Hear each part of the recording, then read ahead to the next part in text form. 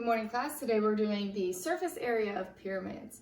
Before we get started though, I'd like to a couple of reminders that RenWeb is still our official grading site. If you need any help, email, call, or text. And tomorrow I'm going to be hosting a review session on an app called Zoom. So you'll be getting an email about that later today, about the time. I believe I'm going to do it at noon tomorrow. And it's a way for me to project my screen. I have a digital whiteboard onto your screen so that you guys can ask questions and I can help you out that way. So if you're interested in participating, then you will be able to follow the link and join they call it a meeting. You'll be able to join the meeting, but make sure that you ask your parents prior you'll have to download that Zoom app either on your computer or on your phone. I suggest using a computer, then your screen will be bigger so you can see what we're doing. Okay, so if you have any questions about that, you can reach out to me. But let's go ahead and get started. So a pyramid is a shape. I've drawn two of them here. It's a polyhedron, and a polyhedron is just a fancy word for a shape that has multiple sides. Okay, and there's two types of pyramids that we're going to talk about. The first one, if you notice at the top, you have a rectangular base. So this is a rectangular pyramid. Okay, so I'll put a B here. Your base is a rectangle.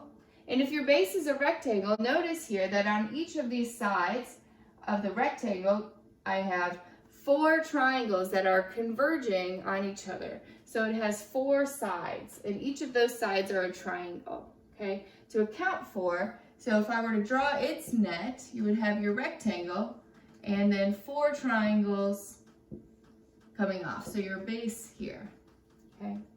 And a triangular pyramid is very similar. However, notice here that the base is a triangle. So you have a base triangle followed by 3 triangular sides.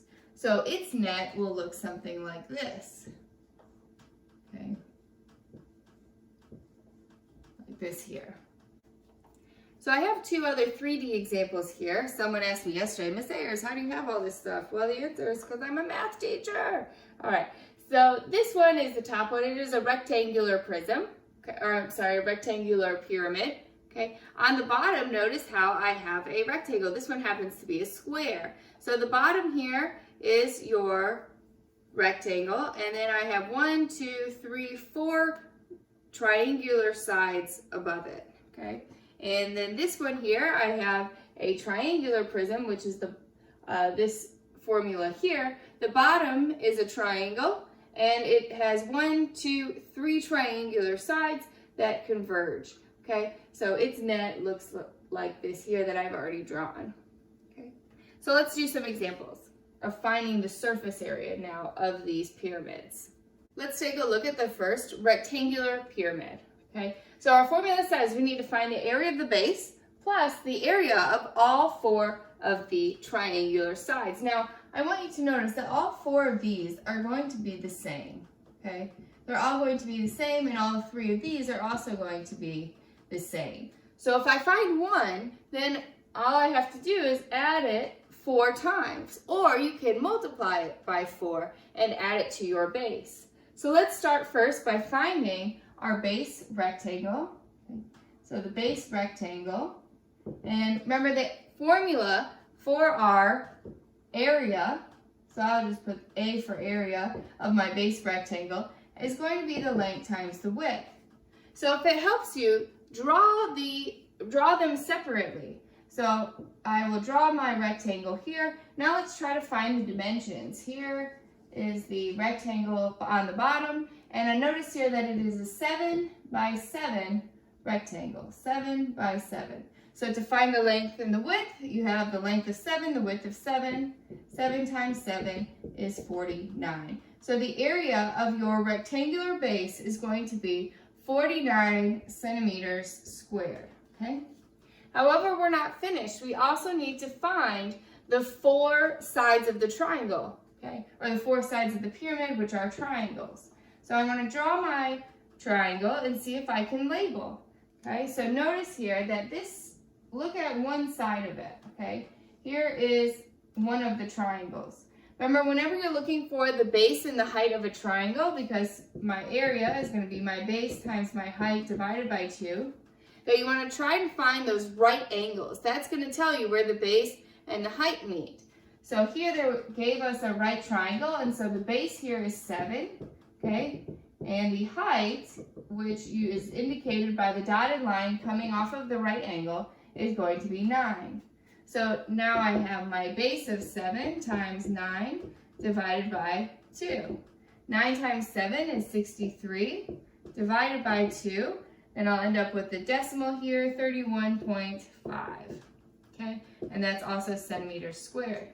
So now you can plug these values into this formula here. So you have one base of 49 plus, then you have 31.5 is the area of just one of the triangular sides. So if I have 4 of them, you could do this 4 ways, or 2 different ways. You could add it 4 times, 31.5 plus 31.5 plus 31.5 plus 31.5, or I think it's easier to multiply it by 4 because you have 4 of them.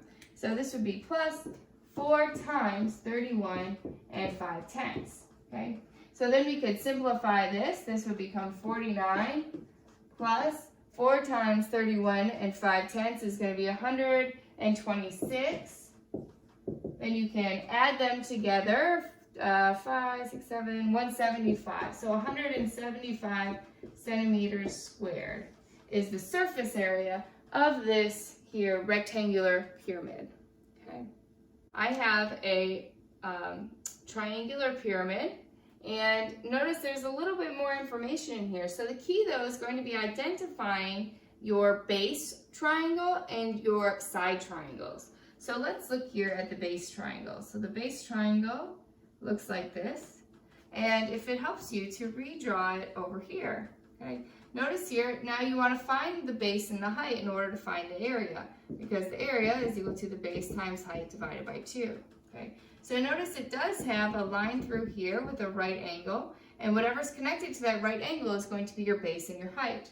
So you have 4 feet, and there's an arrow pointing to this line, and it says 3.5 feet. So that is your height and your base, okay? So then we can plug those values in here to multiply 4 times 3.5, then divide it by 2. So 4 times 3 is 12, 13, 14. This is 14 divided by 2, which is an area of 7 feet squared, okay? So that's for my base triangle. So I'll come over here and put it right underneath my formula. So 7 is my base triangle. Now I need to find the side triangles. So we've already used this base triangle here. Now I'm looking at the sides. So I'll do this one here in red. So look at the side that has, notice here you have a secondary line with your right angle, and that's to tell you the height of the side triangles. So again, if it helps you, which I think is my hint to you all, is redraw the triangle, okay? And so here you can draw the height indicator with 4 feet. Notice here your base is 4 feet. And all of the sides are actually 4 feet, so then all 3 of these here are the same. And 5 feet is your height, 5 feet. Okay. So now you could find the area here. The area is equal to the base times the height divided by 2. Your base is 4 times 5 divided by 2. Okay. And so 20 divided by 2 is equal to 10. So this is 10 feet squared. But remember, how many of these do you have? You have 3 of them. So you need to add 3 of your triangles of 10 square feet, okay?